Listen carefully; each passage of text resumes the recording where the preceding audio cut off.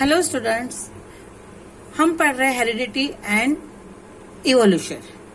What is mean by heredity? Heredity है the transfer of biological characters from one generation to next. अब इसके लिए कौन करता है ट्रांसफर? डीएनए। हम कहेंगे क्रोमोसोम, जीन्स, पर वो क्या है? डीएनए है। डीएनए क्या है? अब उसका हमको स्ट्रक्चर पढ़ना है। डीएनए का फुल फॉर्म होता है deoxyribose nucleic acid. Deoxyribose nucleic acid. अब हमको इसका स्ट्रक्चर पढ़ना है। तो डीएनए कैसा है? DNA molecule is a double helix strand consisting, double helix strand है ये, कंसिस्टिंग ऑफ टू स्ट्रैंड। दिख रही है टू स्ट्रैंड दिख रहे हैं इसमें, ये टू स्ट्रैंड्स है ना। Each strand of this helix is made up of nucleotide. ये जो स्ट्रैंड है कैसे बने हैं? न्यूक्लियोटाइड से बने हैं। कैसे बने हुए हैं? न्यूक्लियोटाइड से बने हैं। और न्यूक्लियोटाइड कैसे बना हुआ है? फास्फोरिक एसिड, डीऑक्सीराइबोज,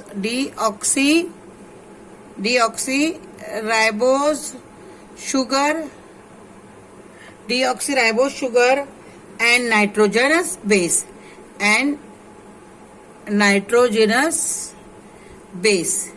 है ना।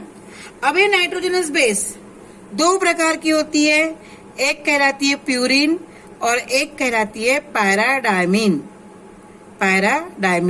प्यूरिन भी दो प्रकार की है, एडेनिन एंड ग्वानाइन। और पैराडायमिन भी दो प्रकार की है।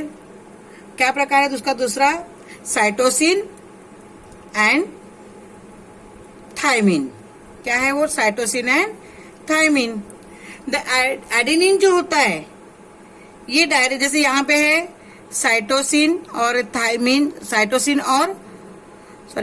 यहाँ पे क्या कहलाएगा? एडेनिन और थायमिन, साइटोसिन और ग्वानाइन है ना। अब एडेनिन हमेशा किसके साथ पेयर बनाती है? थायमिन के साथ। एडेनाइन पेयर किसके साथ बनाती है? थायमिन के साथ, with double hydrogen. While cytosine always pair with guanine. Cytosine किसके साथ पेयर बनाती है? ग्वानाइन के साथ, विथ ट्रिपल हाइड्रोजन बॉन्ड।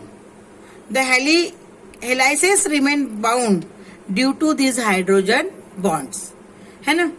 अब हमको ये, जैसे हमने हेरिडिटी और क्या पढ़े अब यहाँ पे इवोल्यूशन, तो मैंने पहले इसमें तुमको वीडियो भेजा था, उसमें हेरिडिटी के बारे में बताया था कि हेरिडिटी क्या है, कैसा होता है, कि transfer of biological character from one generation to next is known as heredity.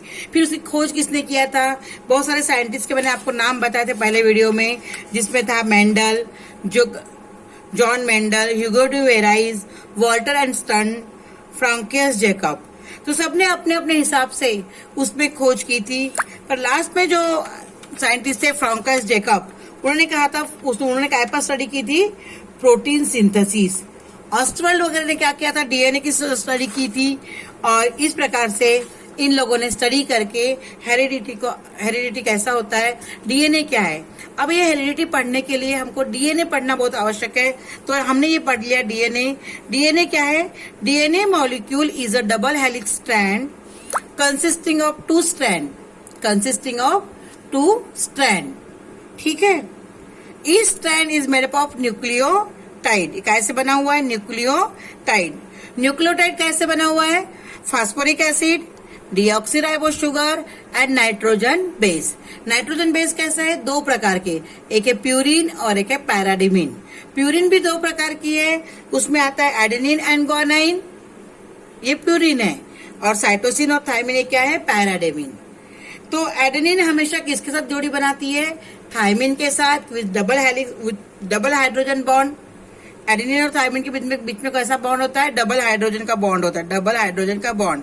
उसी प्रकार साइटोसिन हमेशा किसके साथ पेयर बनाता है? ग्वानाइन के साथ, with triple hydrogen bond.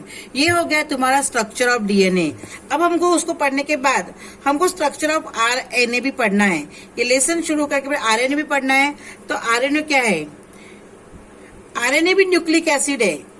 RNA is also a nucleic acid with single strand. RNA is a nucleic acid with single strand. Single strand का ये न्यूक्लिक एसिड है RNA, ठीक है।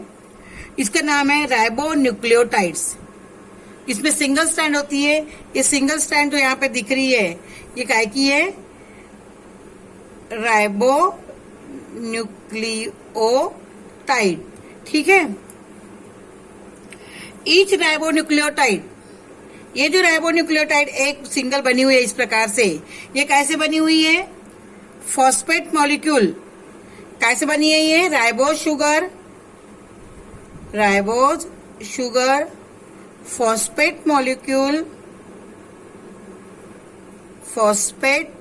Molecule and nitrogenous base. तो यहां पे क्या होता है, एडेनिन होता है, एडेनाइन, ग्वानाइन,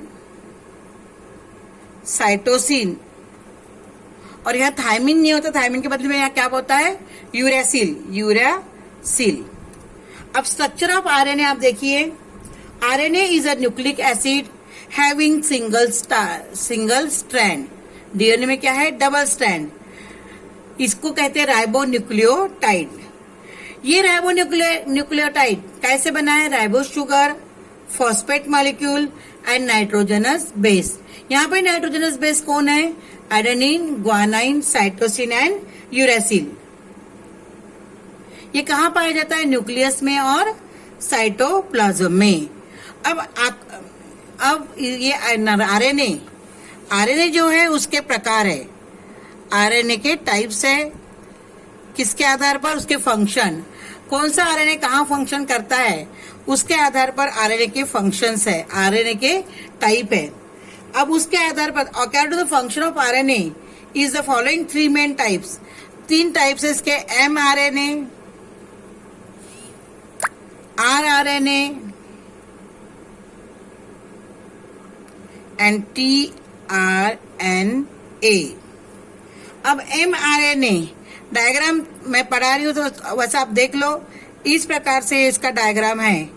डायग्राम देखो इस प्रकार से 1 2 1 2 इस प्रकार से ये स्ट्रक्चर है इसका mRNA। mRNA कैरीज, अब इसका फंक्शन क्या है, mRNA carries the information for protein synthesis from gene on DNA.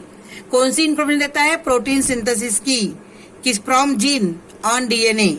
DNA पर जो जीन होते हैं ना उस पर ये प्रोटीन सिंथेसिस की इंफॉर्मेशन देता है, कौन, mRNA from gene on DNA chain in nucleus to the ribosome in the cytoplasm. DNA chain जो न्यूक्लियस में है उस पे, और वहां से कहा जाती है, ribosome in the cytoplasm. Therefore it is called messenger RNA. Protein synthesis की इंफॉर्मेशन देता है ये from gene on DNA and nucleus to ribosome, इसलिए इसका नाम है मैसेंजर आरएनए।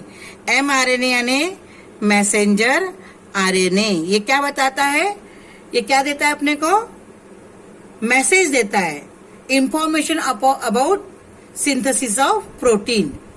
मैसेंजर आरएनए का फंक्शन क्या है, सिंथेसिस ऑफ प्रोटीन की इंफॉर्मेशन देता है, दैट इज इसका नाम पड़ गया है मैसेंजर आरएनए। दूसरा है rRNA। rRNA ये क्या है, एक प्रकार का कंपोनेंट है, किसका, राइबोसोम का। राइबोसोम का ये क्या है, component. It helps in the protein synthesis.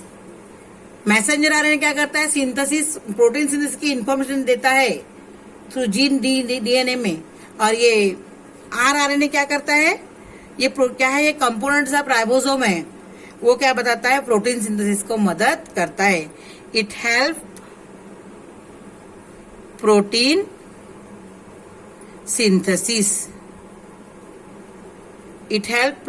Synthesis. तीसरा है tRNA। अब ये tRNA काम क्या करता है, ये कहाँ पाया जाता है, साइटोप्लाज्म। ये कहाँ पाया जाता है? Cytoplasm. According to message of RNA. अब साइटोप्लाज्म में होता है और जो मैसेज आता है एमआरएनए से, according to message of RNA, mRNA, it carries the specific amino acid up to the ribosome as per message coded on mRNA. इसका काम क्या है? ट्रांसफर का काम क्या है? ट्रांसपोर्ट वाले का काम क्या करता है ये? According to the message of mRNA, जो मैसेंजर आरएनए जो उसको मैसेज देता है उसके हिसाब से specific type of amino acid कहाँ पहुंचाता है? राइबोसोम। राइबोसोम कहाँ होते हैं? ये आरएनए में, as per the message coded on mRNA. जैसे देख मैंने डायग्राम बनाया है यहाँ पे, ये इस प्रकार से कोड होते हैं। ये कोड द्वारा वो बताता है कि ये ट्रांसफर करता है किसका? साइटोप्लाज्म में रहते हैं ये। It present in the cytoplasm according to message of mRNA. It carry specific type of amino acid up to message specific type of amino acid. क्या करता है? कैरी करता है अकॉर्डिंग टू जो मैसेज आता है एमआरएनए द्वारा, उसके हिसाब से ये स्पेसिफिक टाइप ऑफ मैसेज देता अमीनो एसिड को क्या करता है? कैरी करता है। ये हो गया RNA. What is meant by RNA? RNA is a nucleic acid having single strand of ribonucleotide. Each ribonucleotide ये कैसे बना है? ये जो राइबोन्यूक्लियोटाइड है कैसे बना है? Ribo sugar, phosphate molecule and nitrogenous base. यहाँ पे नाइट्रोजनस बेस क्या होती है? Adenine, guanine, cytosine. Instead of thymine वहां पे होता है यूरिया सिल। अब आरएनए फंक्शन इसके अलग अलग होते हैं और फंक्शन के हिसाब से आरएनए के टाइप बने हुए हैं। MRNA that is messenger RNA, rRNA ribosome RNA, है ना, और टीआरएनए ट्रांसफर आरएनए। इन सबके फंक्शन अलग अलग है। मैसेंजर आरएनए क्या करता है? Information for protein synthesis from gene on DNA to RNA. Cytoplasm के पास जो जीन रहते हैं ना डीएनए में, वहां से कहां पहुंचाता है वो? साइटोप्लाज्म जो आरएनए के पास। ये हो गया। और आरएनए क्या करता है? राइबोसोम शुगर वाले क्या करते हैं ये लोग? ये क्या करता है? ये मदद करता है प्रोटीन सिंथेसिस को। उसके बाद है टीआरएनए। टीआरएनए क्या करता है? अकॉर्डिंग ये कहां पाया जाता है? साइटोप्लाज्म। अकॉर्डिंग टू मैसेज जो आते हैं एमआरएनए से, उसके अनुसार स्पेसिफिक अमीनो एसिड कहां पहुंचाने का है, वो काम ये कौन करता है? टीआरएनए। आज हम इसमें खाली तुमको डीएनए और आरएनए के बारे में मैं आपको बता रही हूँ, और ये आप क्या करोगे? पढ़ लोगे कि एमआरएनए क्या है, टीआरएनए क्या है। ठीक है, कल से मैं तुमको क्या पढ़ाऊंगी? कल ट्रांसक्रिप्शन, ट्रांसलेशन और ट्रांसलोकेशन। ठीक है।